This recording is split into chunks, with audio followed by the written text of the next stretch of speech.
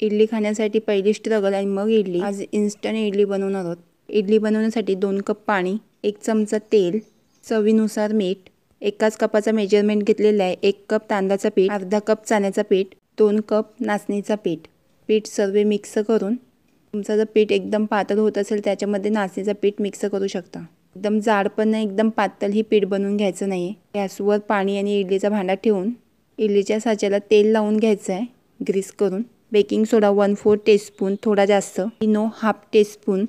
Eno आणि baking सोडा active करून mix करून घ्यायचं आहे। जास्त इडलीचा बॅटर जाडसर ठेवायचा नाही, जर जाड असेल तर त्याच्यामध्ये थोडा पाणी मिक्स करून इन्स्टंट इडली पटापट बनवून घ्यायची आहेत। बॅटर सर्व इडलीच्या भांड्यामध्ये ओतून, तुमच्याकडे जर इडलीचा भांडा जर अवेलेबल नसेल तर पातेल्यामध्ये पाणी ठेवून डिश ठेवून तुम्ही इडली बनवू शकता। इडली सोबत चटणी सिंपल, ओला खोबरा, ड्राय झालेली हिरवी मिरची, लसूण, चवीनुसार मीठ, पाणी थोडा मिक्सरला लावून घ्यायचं आहे। चटणीमध्ये तुम्ही कोथिंबीरही टाकू शकता।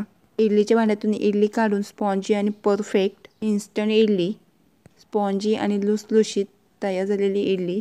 नाश्ता ब्रेकफास्टसाठी उत्तम इडली, पोटालाही हलकी इन्स्टंट इडली।